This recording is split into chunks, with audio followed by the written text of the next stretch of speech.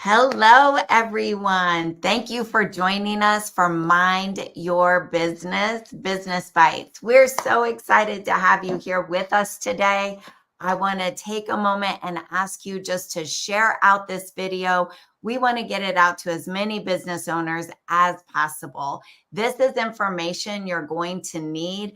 Whether you are starting a business, you have a business already, maybe you're looking at a particular seminar or workshop that you're branding. This is all you need to know about how to establish a cohesive and impactful brand. So share this out.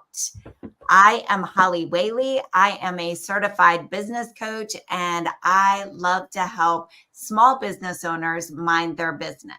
And what I mean by that is so many times we work in our business and not on our business.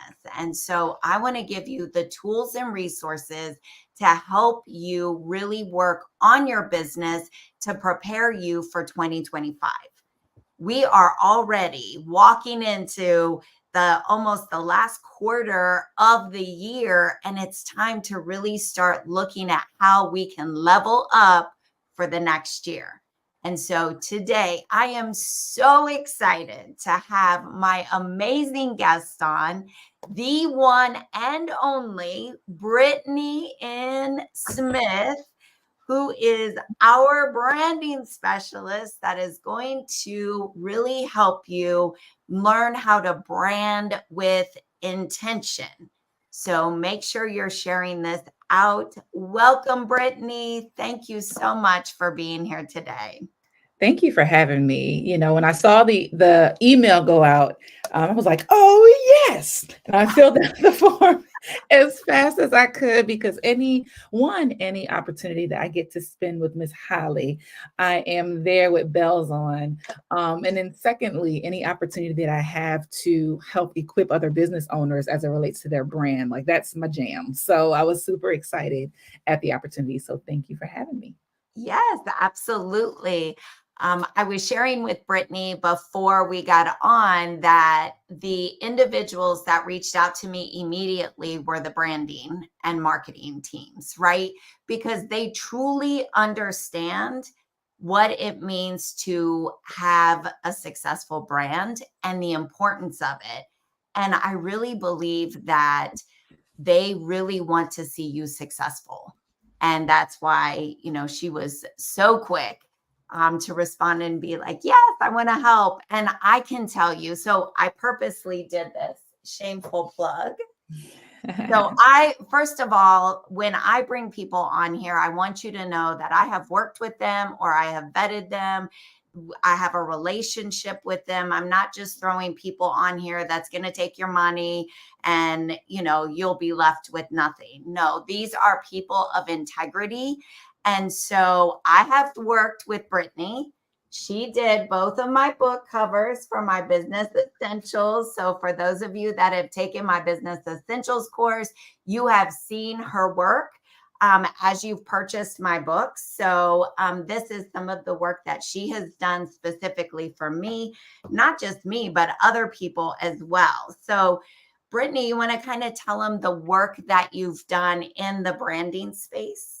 Yeah, so it's funny because there are people who wake up, as kids and they're like, I want to be a firefighter. I want to be the president. But for me, it wasn't, I want to be a branding expert. This is something that came out of my love for creativity and my love for business and entrepreneurship, and it kind of like mashed itself together. And so a lot of my experience has come through my experience, if that makes sense.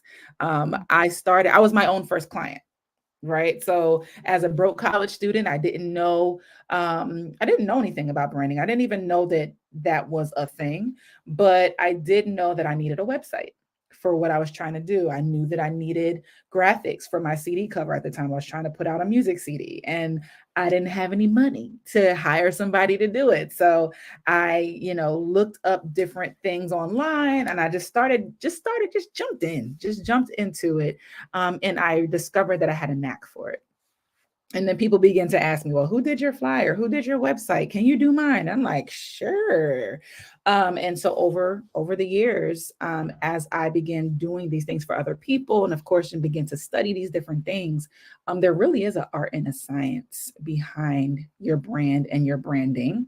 And so I just kind of fell in love with it, and um, helping people figure out what that thing is for their businesses really just, it's a joyful thing for me.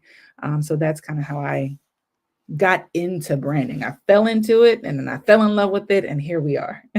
I love that. I love that. So how do you help people identify what their brand should be or what that even really kind of means for them?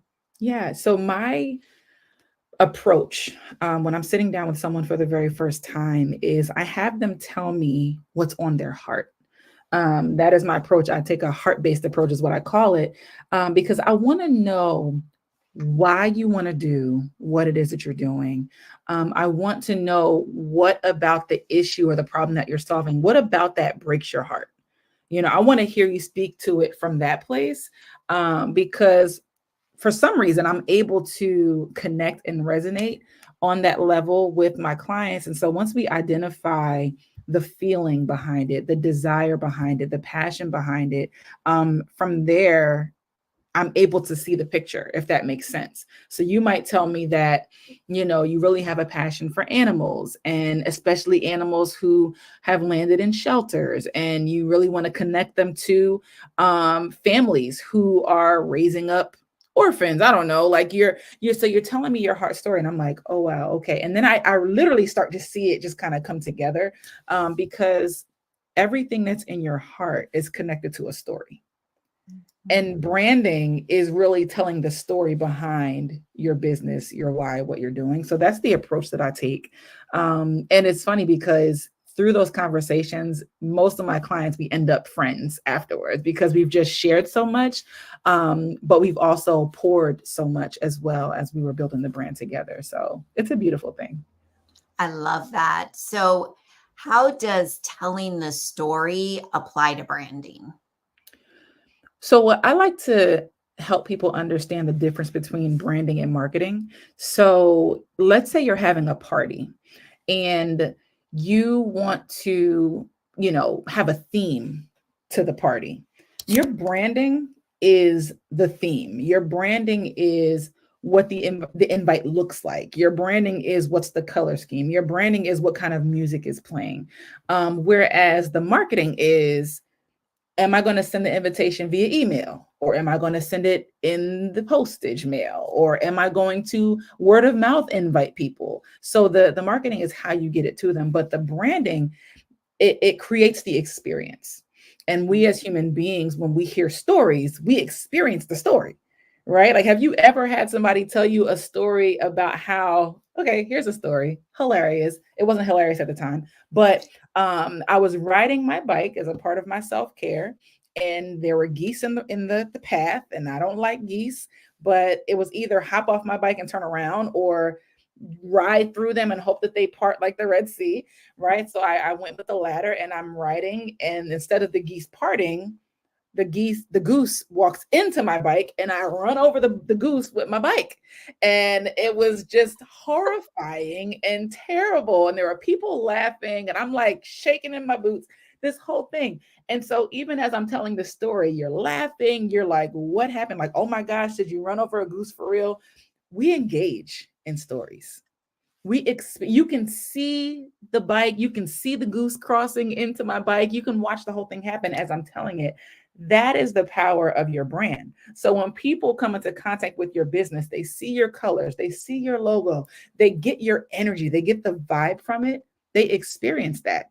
And whatever emotion that comes up for them when they experience your brand, that's what they're going to remember every time.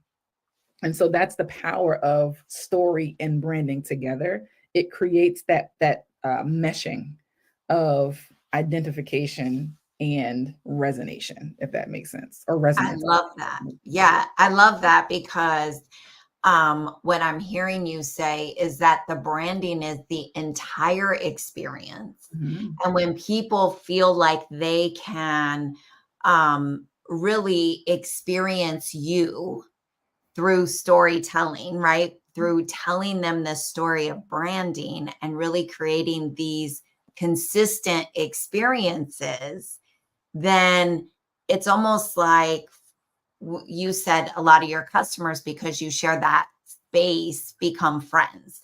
And Yeah. so that's really what branding does. It's creating this experience where you can really come together as friends. Marketing is the piece of how am I going to get the information out to you so you know about it, kind Yes, of thing. absolutely. I love that. I love your geese story. Um, It was not funny at the time, I promise you. I almost had a heart attack because it was either ride through the geese or turn off into oncoming traffic. And I was like, well, I want to live. So, yeah, moral of the story, choose life and keep on pedaling no matter what. there you go. I love it. I love it. I love it.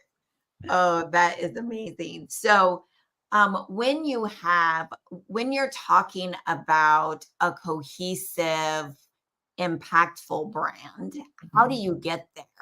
Once you've kind of figured out the story and through that piece, how do you get there? So I would say that cohesion um, and even impact, they're both results of consistency. Cohesion being I'm showing up the same way in all the different places, but showing up the same way. So I mean, the easiest example is making sure that you're using the same shade of blue on all of your marketing materials. If you are um, targeting your information at professional women, then you ought to be showing up as a professional woman so that they can see themselves in you, and doing that all across the board. And even in your language that you're using, you want to speak like a professional woman.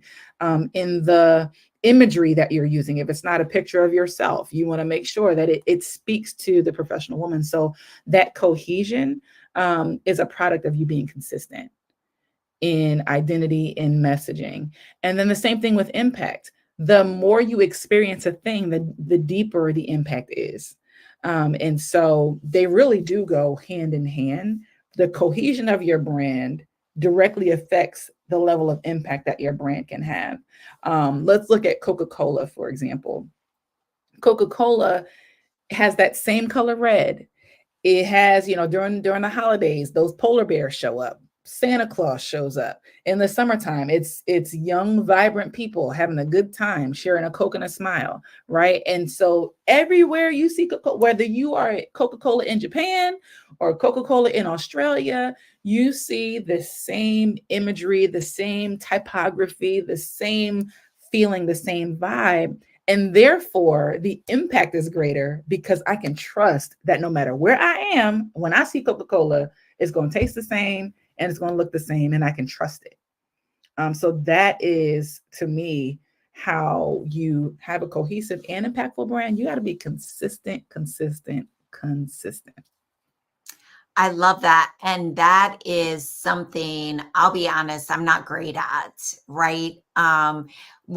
Especially when I first started my business, and I do kind of this side by side comparison of a website I created versus like a professional website designer. And they are very, very different, right? But it creates and shows those that I work with the difference. It's not Mm, that one. I mean, the one I created, it's not horrible. It gets the job done, right. and it was within my budget and my skill set, right? But at the same time, when you then have somebody professionally do a website for you and really create a brand, then it you do get a different response and you do get a different feel, and people really do take you seriously at a different level. And I think for me, the challenge was really finding my voice in branding. Mhm. So how do you help people find their voice so that it can be consistently what they're trying to portray? Another one of my core values is authenticity. And so in order for you to really connect with the people that you're supposed to connect with, you have to speak their language in an authentic way. So one of the exercises I might do with a client is I might give them a couple different paragraphs or phrases. And I would say, well, how would you say this? What does that look like if you were to tell a client, they really need to consider changing from this brand to another? Or how would you convince a client that they need to choose your business over another business in paragraph form? How would you do that in imagery? How would you do that through an activity, right? Getting them to get comfortable saying it their way. Because again, it's like you said earlier, when I gave the example of being friends with my clients, after a while, when you are marketing, when you're using your brand and you're marketing and all those things, you're really establishing a relationship with all these different people in your audience. And so again, people can recognize when you are being salesy, when you are being, not inauthentic, I guess is the word. And so that's my number one encouragement. Be yourself. If you are not, Dr. So and so, don't feel pressure to try to talk like a doctor. Like, just be you. And I've struggled with that. I've struggled with that myself until I realized that I am the juice, that I am the secret sauce. People work with me because I'm down to earth, because I take branding and I make it friendly and I make it not scary and all those things. So in terms of finding your voice, I listen to what they're saying. And then I look at it, so you wrote this, but the way you just said it to me, these two things are not the same. You need to talk to your client like you're talking to me. And so that's kind of, I help them become one person again. I think with people starting to utilize AI a bit more, the authentic voice is being lost in some cases, right? Because now people are beginning to sound like AI. So, what is the balance in finding your authentic voice and utilizing tools that'll help you generate things a bit quicker Sure. than your own content? Absolutely. So my number one rule when using AI, depending upon what it is, but if it's something that you're writing for your business or for your brand, maybe you're writing an ebook or different things like that, you always have to season the dish. And what I mean by that is you can say, hey, I'm writing a book about branding. Give me a table of contents, and it'll spit out. You have to go back and look at it. Would I say this way? You know what I'm saying? You're using AI as a tool, but then you have to go back and season the dish with your style of verbiage. You could take it a step further and you can take something that you wrote yourself, put it in there and say, okay, this is my tone of voice. Rewrite what you wrote in my tone of voice, and it'll regenerate something and it'll be a little bit closer to maybe what you would naturally say. But you just always have to go back and reread it before you post it to make sure that it is authentic to you and how you would naturally sound. Because what will happen is people will read your stuff, then you'll show up live and they're like, okay, she definitely doesn't write her content because that's not how she sounds. So you definitely have to find that balance of, okay, let me review it and make sure that it sounds like me. Yeah, I love that. And I think what I heard you say that's key is that it's a tool. Yeah. It shouldn't be your voice. Right. It should be a tool to help generate thought process to help you get your message across. Because sometimes, I mean, as a writer, and you know this because you're an author, right? You have blocks and it's like, I just need, or you can see it to have a concept, but it's like, how do I make this palatable for people? And that's where then you can ask AI the question and generate some ideas. That doesn't Right. mean you have to even use them. It just gets your mind moving in a different direction, maybe than it would have otherwise. Absolutely.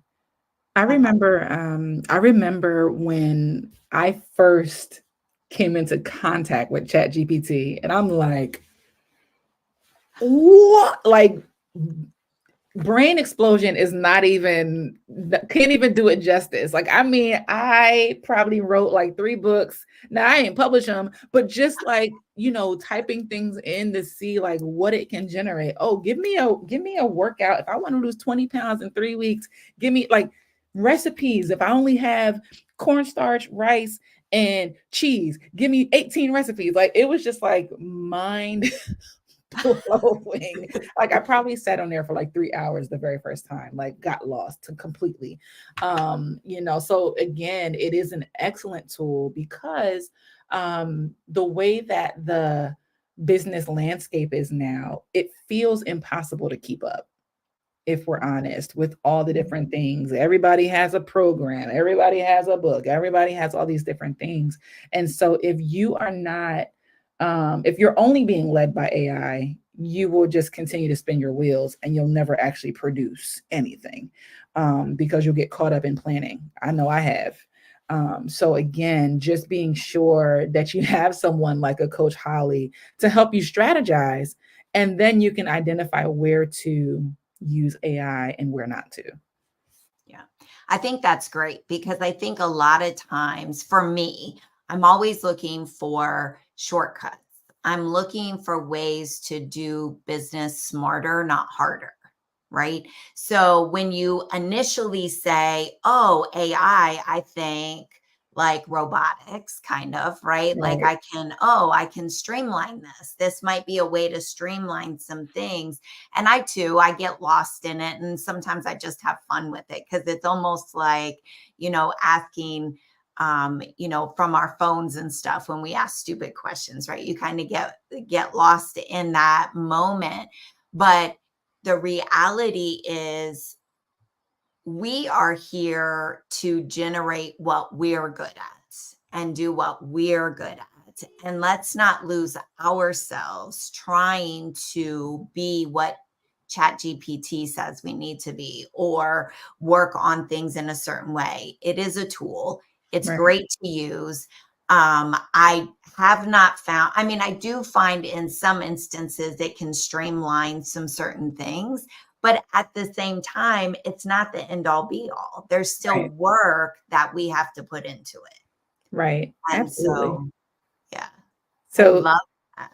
yeah, and I think too, in this day and age, as an entrepreneur, you still are the juice.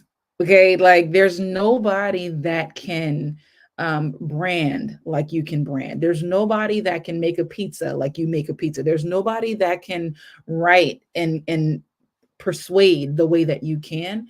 And so even though we all have access to AI, you still see that there's a difference when you show up as yourself and when you create your own content and all those kinds of things. And so I want to encourage those of you who are listening right now not to be discouraged that, oh, everything is AI, everybody's using AI. That's fine, because when you're showing up as your authentic self, your clientele is going to be drawn to you because of Absolutely. who you are and what you bring to the table. So I lean on that, because now that AI is here, everybody's a copywriter, everybody's a this, everybody's a that, and it's like, initially it was like, okay, so what does that mean for me? It just means that all those people that call themselves all those titles, you have experience that they don't, and Right. so they might get people to get into the door, but they can't sustain that business because they don't have the experience. They don't have the eye. They don't have the vision that you have. And so the people that they unfortunately are working with, once they run out, those people are going to then come look for you because you're the real deal. Yeah, So absolutely. And Janelle just says, no one can do what I do. And that's that's right. so true. Nobody can do what we do. Even though we may be doing the same things, it's never done the same way. Absolutely. So you said something that I just want to touch on real quickly. When we think about branding, a lot of times we think about um, we think about our photos, we think about those different things. How important is that in the overall scheme of branding? Oh, oh dear. How much time do we have left? Because, oh my goodness. So your actual appearance is so much more important today than it was 5 years, 10 years, 15 years ago, because we live in such a digital, visual society now, right? Like Instagram, like social media in general, the World Wide Web, right? Like when you hear about something, you go to the website, you go and you Google it. And so if you are Dr. So and so, and I Google your name, and there is a picture of you and somebody's half a head that got cropped out, talking about this is my picture. That jankiness, I feel all of it. And I'm like, nope, don't want any parts. So it because so now your pictures and what you present online is your first impression with people that you don't even know are looking at you, right? And so you have to just know, or not know, but be mindful. What do I want people to experience before they meet me? Because what they experience before they meet you can make or break whether or not they take the step to get to know you. We That's do very, judge books by their covers. We do we do. naturally.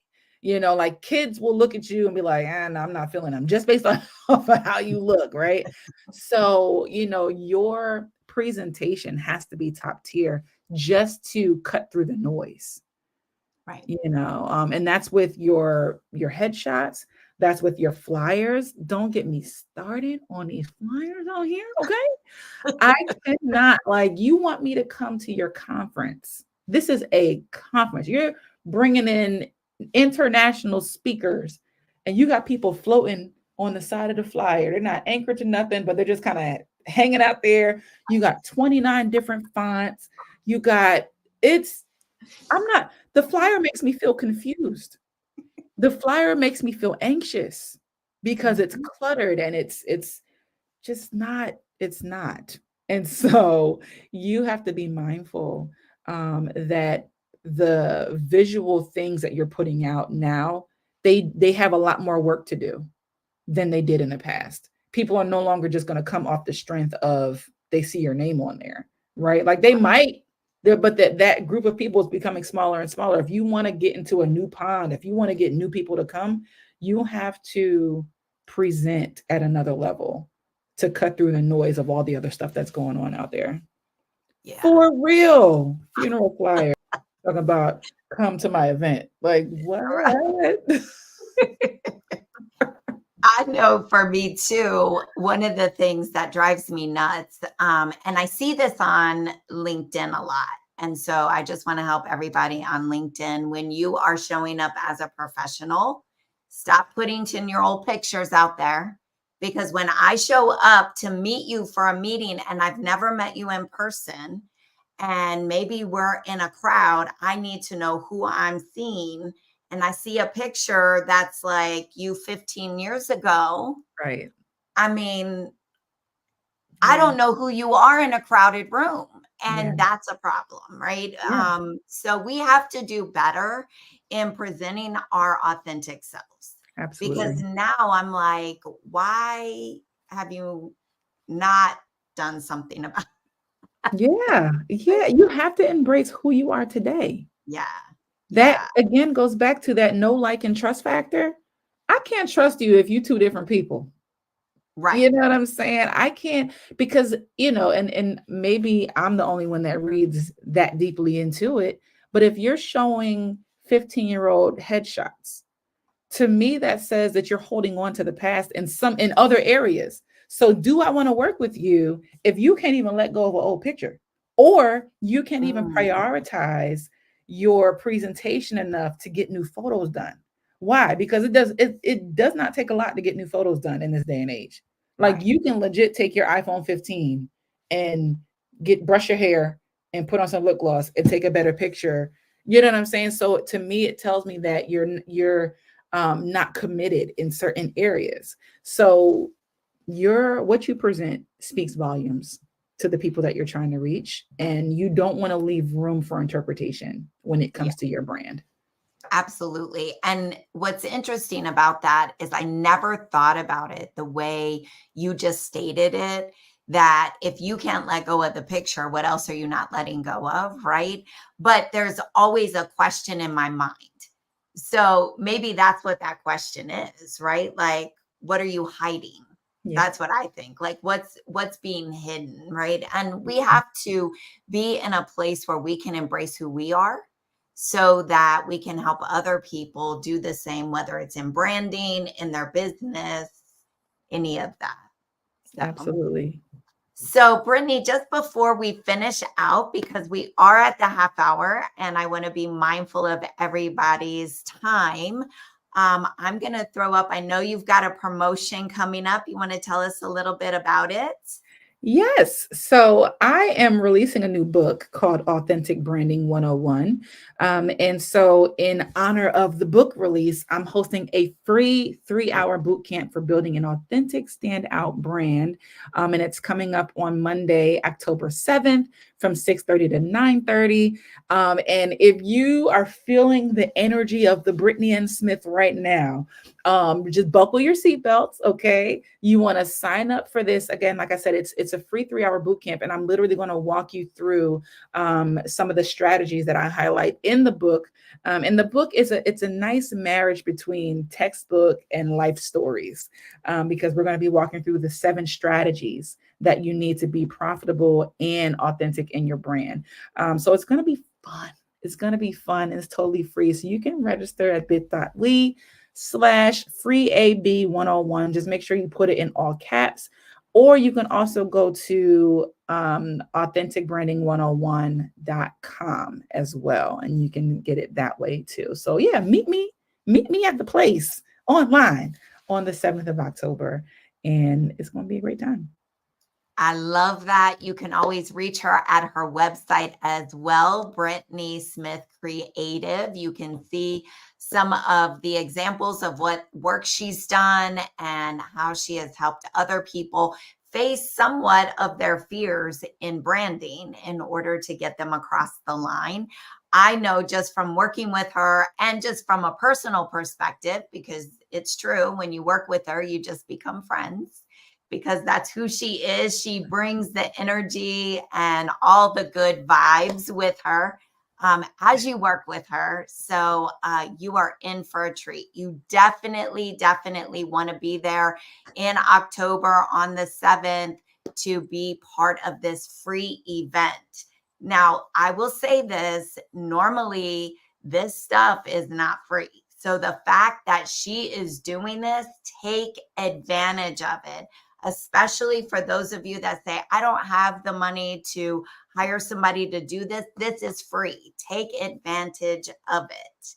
So, Brittnee, thank you so much for being part of our business bites with Mind Your Business. I'm so honored that you would be here today. Thank you for having me. I had a blast. Oh, I did as well. And this will not be the last time you see Brittnee N Smith. She'll be back.